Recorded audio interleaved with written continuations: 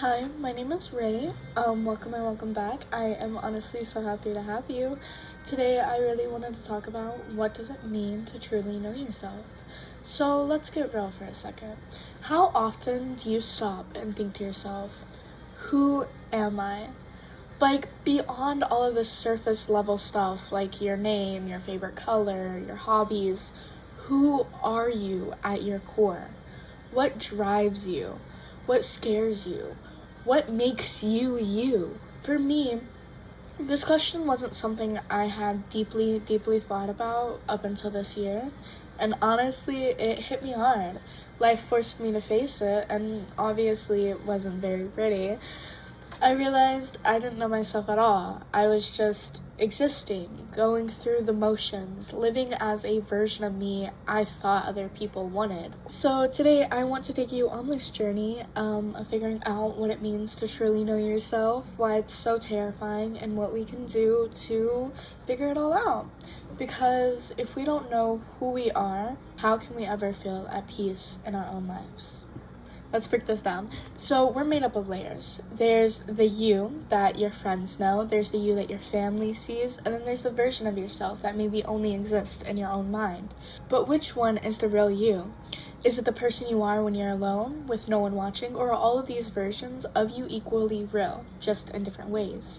We spend so much time playing roles, daughter, friend, student, partner, that we forget that those are just pieces of the puzzle. They're not the whole picture. So if you strip these roles away, what's left? Who is left? I had to ask myself this question earlier this year, and honestly, I didn't know the answer. This year was a lot.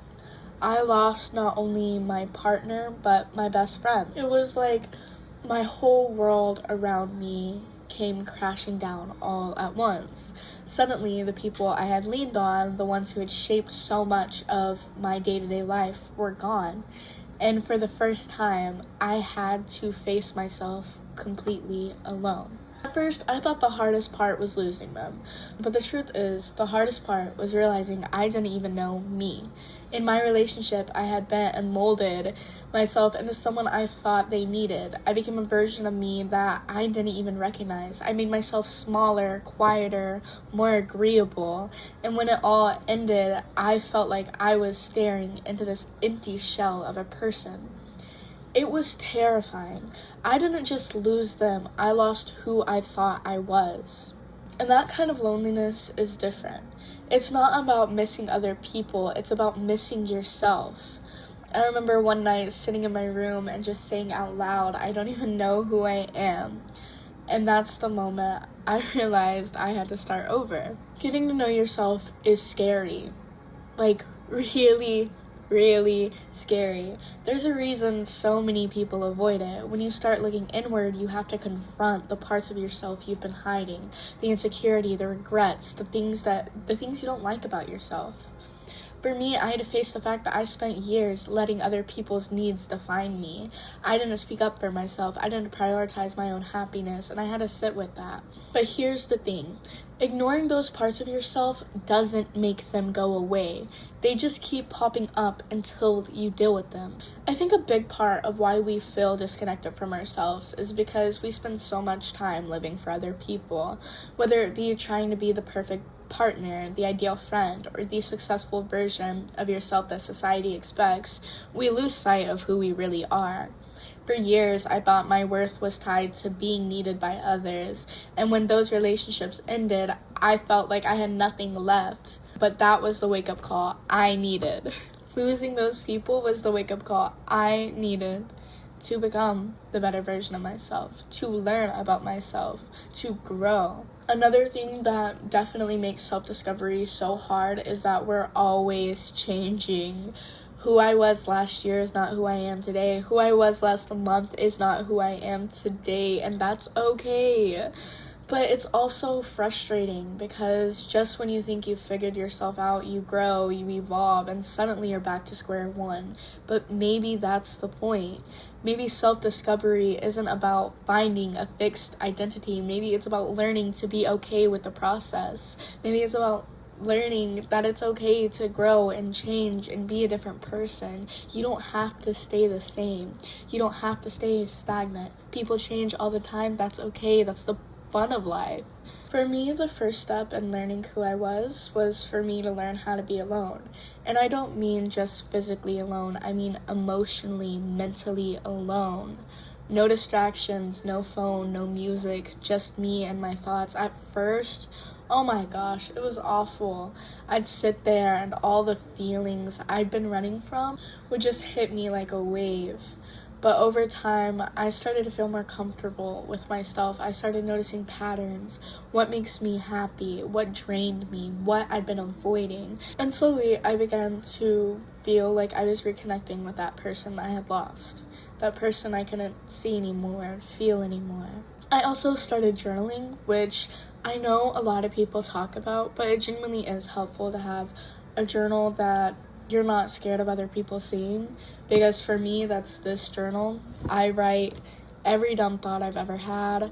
If I learn something and I want to keep track of it, it goes in here. It's just like, get a journal that you're okay with making ugly, that you're okay with not being perfect in, and that you're not scared of other people seeing, because that is the only way that you're ever going to be able to be with yourself.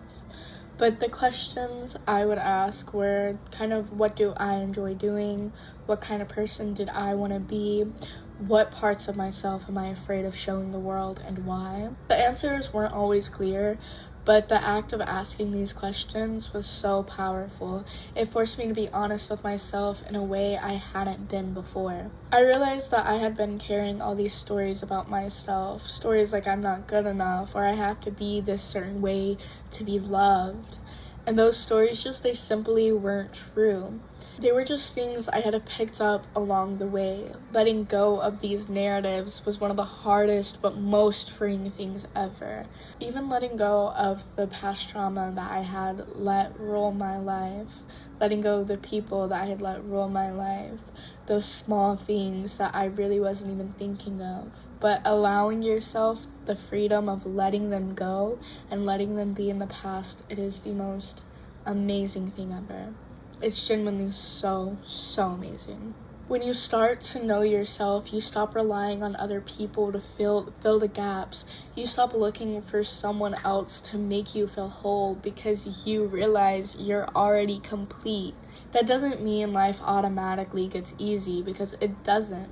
But it means you stop feeling like a stranger in your own skin. I've also noticed that the more I've gotten to know myself, the more my relationships have improved. When you show up as your true self, you attract people who really see and appreciate you for who you are, not who you're pretending to be. The biggest thing is that you start feeling at peace. When you're not constantly trying to be something you're not, life feels lighter. You start to enjoy your own company, and that's a kind of freedom that no one else can ever give you. So here is what I've learned on my little journey. Getting to know yourself is messy, scary, and sometimes really lonely, but it's also one of the most important things you'll ever do for yourself. This year has been about me reconnecting with myself after losing so much, and while I'm still figuring it out, I can honestly say I feel more like me than I have in a long time. So, who are you? Really, who are you? And what's one thing you can do today to get closer to finding out? Let me know in the comments, and don't forget to like and subscribe. I'll see you guys later. Bye bye.